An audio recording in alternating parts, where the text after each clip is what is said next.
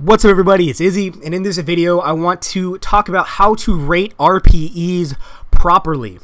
So what am I talking about here? Well, most people are going to use a linear scale for RPE, meaning that RPE 6 means 4 reps left, RPE 7 means 3 reps left, RPE 8 means 2 reps left, RPE 9 means 1 rep left, and RPE 10 means no reps left.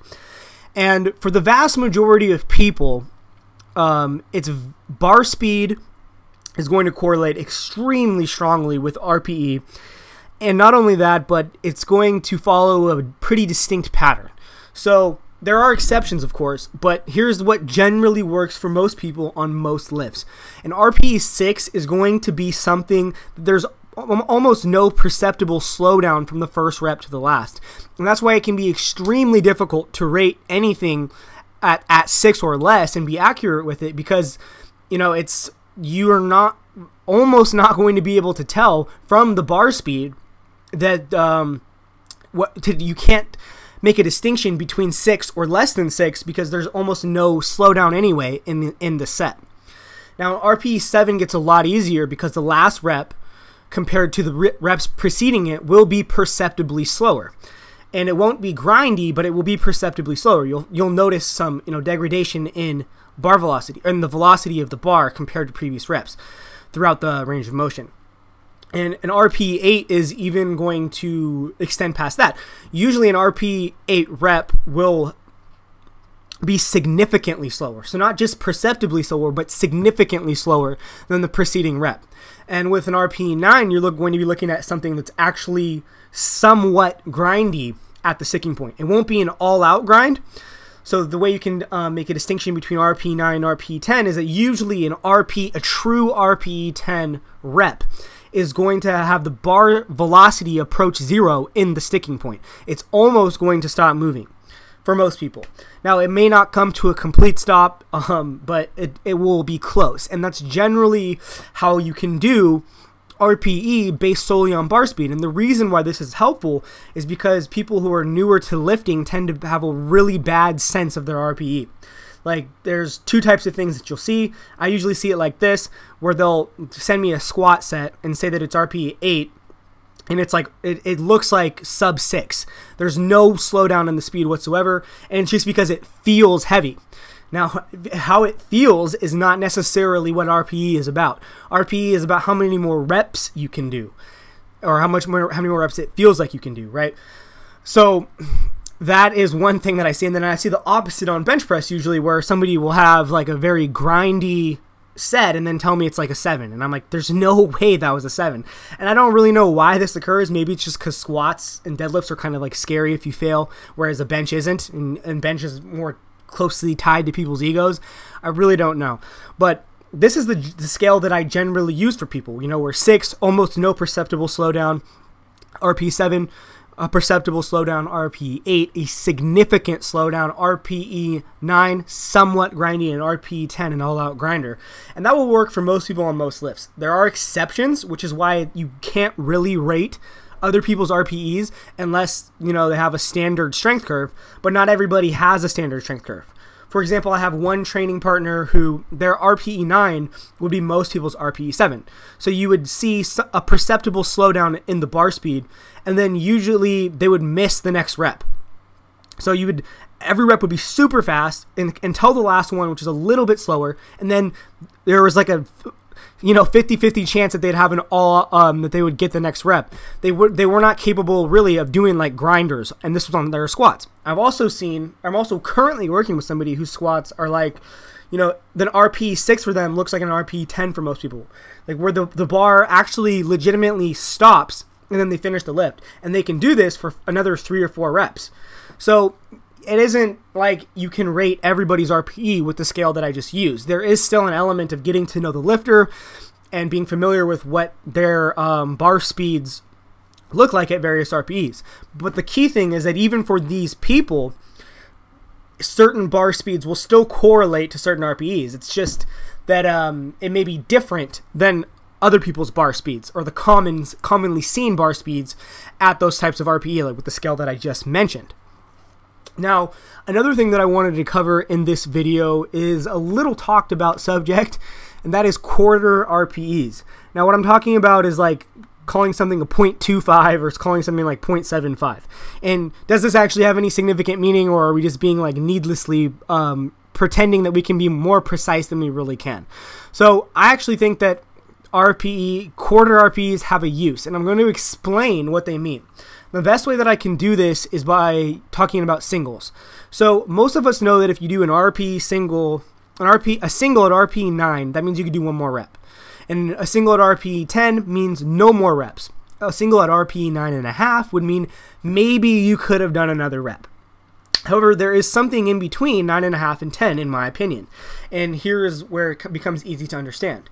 Let's say that you do a single. You for sure could not have gotten another rep, but you know you could do another 10 pounds. Do you write that down as RPE 10? In my opinion, you're losing information if you call that RPE 10, because the reality of the situation is that you could have done a little bit more weight, even if you couldn't have done another rep. So I would call that an RPE 9.75.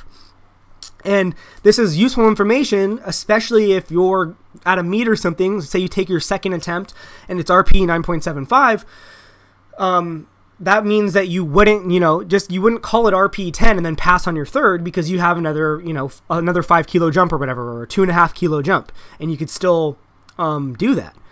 So that's what I use quarter RPEs for. It's not like I'm really thinking that I'm like that precise. It's just that it has an actual meaning in the way that I rate things. So for example, an RPE 9.25 would mean I maybe had another rep, but I could have maybe had another rep with another 5 to 10 pounds as well. And it's just a way to help you be a little bit more precise with how the weight the set felt. So I've heard other people call things like call it like a soft 9 or a hard 9, meaning that like a soft 9 would be, you only had one more rep left, but you could have had one more rep left with more weight. And a hard 9 would be, no, there's one more rep. There's no way, it's truly just one more rep, and no way that you could have done even 5 more pounds and still gotten one additional rep. So, I mean, it's up to you if you really want to use these, but I do use them, and I get questions about it sometimes because people are like, what is a quarter RPE? Like, can you really be that precise? And I don't know if you can really be that precise, but you can be that precise with how it feels. And when you record enough sets and you watch your own bar speeds enough and practice rating your RPEs, I think pretty much anybody can eventually get to the point where they can use quarter RPEs. But anyway, that's really all I wanted to talk about in this particular video. So I'll do a quick recap of, in my opinion, how to properly rate RPE. And remembering, again, the caveat that some people have unique strength curves where their bar speed would indicate that they can't do any more reps, but they can, or the exact opposite, where their bar speed would indicate they can do like 3 or 4 more reps and maybe they only have 1 left. And you have to know each individual lifter before you can really make that call on specific individuals on specific lifts. But again, for most people, what tends to work well is that an RPE 6 will be something with almost no or even no perceptible slowdown from rep 1 to rep 6. RPE 7, there's going to be a definite perceptible slowdown on the last rep. And an RPE 8 will be significant slowdown in the sticking point. An RPE 9 will be something that is actually legitimately grindy through the sticking point, and an RPE 10 is something that where the bar velocity in the sticking point will approach 0, meaning that the bar almost stops moving. It won't necessarily stop, but for some people it might. And I guess this brings up one last point that I want to cover, and that's that you have to judge RPE by the slowest part of the range of motion. This is something that my coach, Joey Franzo, always harps on, and it's a key thing to remember, because you're only going to miss a lift in the part of the range of motion where you have the weakest, where you produce the least amount of force.